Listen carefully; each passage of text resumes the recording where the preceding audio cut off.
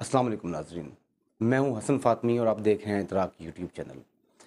नाजरीन, जनूबी पंजाब, बलूचिस्तान और सिंध अगर इसकी बात की जाए तो सैलाब ने तबाही मचा रखी है।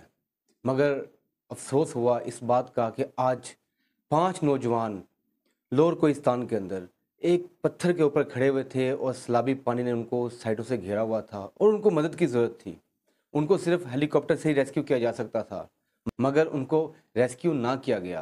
हेलीकॉप्टर अवेलेबल नहीं था। हाँ, हेलीकॉप्टर अवेलेबल है किसी प्राइम मिनिस्टर का खाना लेके जाने के लिए, उनका नाश्ता लेके जाने के लिए, किसी प्राइम मिनिस्टर की बहन को रेस्क्यू करने के लिए, किसी बड़े ऑफिसर की बेटी को पहाड़ों से रेस्क्यू करने के लिए, किसी बड़े ऑफिसर के दादा की फातह खानी में इस्तेमाल होने के लिए। यानी हेलीकॉप्टर अवेलेबल हैं, हेलीकॉप्टर अवेलेबल हैं।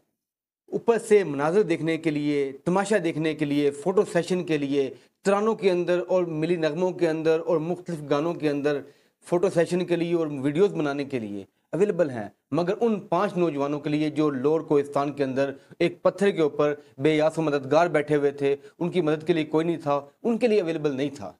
और हुआ क्या, और वो 5 नौजवान उन खूनी लहरों की नज़र हो गए और मुइज़ाना तौर पर एक नौजवान बच गया। ये 5 सगे भाई थे और 4 भाई उन खूनी लहरों की नज़र हो गए, लेकिन उनको रेस्क्यू ना किया गया। सवाल ये है कि क्या पाकिस्तान के अंदर हेलीकॉप्टर अवेलेबल नहीं था? सुनने में ये आ रहा है कि उस वक्त खैबर पख्तूनख्वा की गवर्नमेंट का जो हेलीकॉप्टर है वो इमरान खान साहब को उस वक्त फ़ज़ाई मनाज़िर दिखा रहा था, लेकिन रेस्क्यू ना किया गया। साजुल हक साहब ने अपील की, चीफ सेक्रेटरी को फ़ोन किया, कोर कमांडरों को फ़ोन किया, उन्होंने आईजी खैबर पख्तूनख्वा को फ़ोन किया, जहाँ तक वो कोशिश कर सकते थे। सलाजुल हक ने कोशिश की कि हेलीकॉप्टर अवेलेबल किया जाए, उनको रेस्क्यू किया जा सके, लेकिन और वो नौजवान रेस्क्यू ना हुए और उन खूनी लहरों की नज़र हो गए। ये हेलीकॉप्टर या ये जितनी भी इक्विपमेंट है, ये अवाम के टैक्सेस से ली गई है।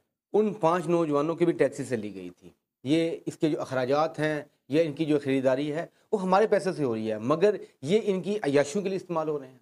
ये इक्विपमेंट जो है, ये जो हेलीकॉप्टर्स हैं या बाकी दीगर अमलाक जो है, ये इनकी अपनी हिफाज़त के लिए एंटरटेन किया जा रहा है। ये तमाम अमलाक, ये हेलीकॉप्टर्स, ये तमाम इक्विपमेंट जो है वो अवाम के टैक्सेस से आ रही है, मगर अवाम के लिए इस्तेमाल नहीं हो रही। अवाम को रेस्क्यू नहीं किया जा रहा। जो डिज़ास्टर के अंदर लोग फंसे हुए हैं उनको रेस्क्यू ना किया गया, लेकिन इनकी फ़ज़ाई निगरानियाँ, इनके फ़ोटो सेशन और इनकी इंटरटेनमेंट, इनके नाश्ते, इनकी बहनों को रेस्क्यू करने के लिए इन चीज़ों को इस्तेमाल किया जा सकता है, मगर अवाम को रेस्क्यू नहीं किया जा सकता। मैं ये समझता हूँ कि इस वक्त जितने भी ये कौमी इदारे हैं, ये जितने भी फोर्सेस हैं, ये लोग फ्रंट लाइन पे जाके रेस्क्यू नहीं कर रही। रेस्क्यू कौन कर रहा है?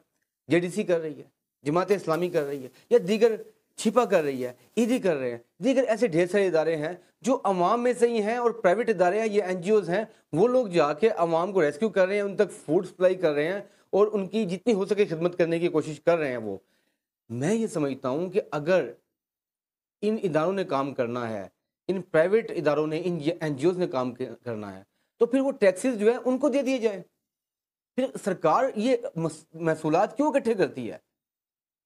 स्टेट का, रियासत का और एक आम नागरिक का, एक आम इंसान का, एक आम शहरी का एक एग्रीमेंट होता है। तो उनको इंफ्रास्ट्रक्चर, सर्विसेज़ और सिक्योरिटी फराहम करेंगे, लेकिन हो क्या रहा है? ना यहाँ सिक्योरिटी है, ना इंफ्रास्ट्रक्चर है और ना सर्विसेज़ हैं। हुआ क्या कि इस टाइम चोर बिल्ली का खेल हो रहा है। हम तुम पे पर्चा दे देंगे, तुम हम पे पर्चा दे दोगे, हम तुमको गिरफ्तार कर लेंगे, हम तुम हमको गिरफ्तार कर लोगे। कहानी की हुई है पकड़ के।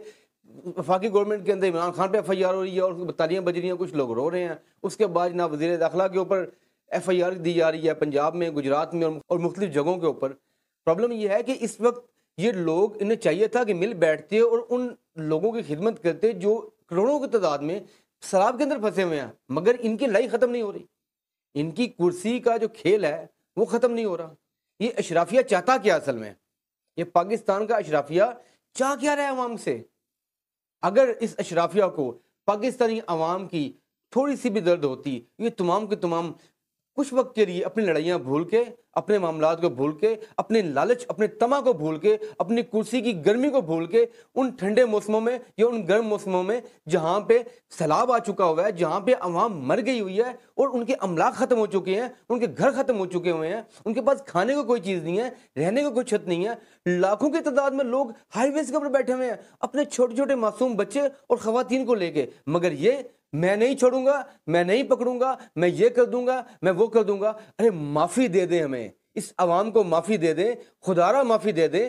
عوام اس ٹائم لٹ رہی ہے، عوام اس ٹائم بے حال ہے، اس ٹائم ان کو ضرورت ہے کہ آ کے ان کے زخموں کے اوپر مرہم رکھا جائے، مگر آپ کے جھگڑے ختم نہیں ہو رہے۔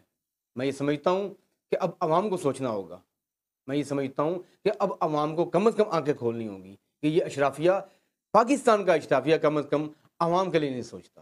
اس کے ساتھ ہی مجھے اجازت دیں اور جڑے رہیں ادراک کے ساتھ۔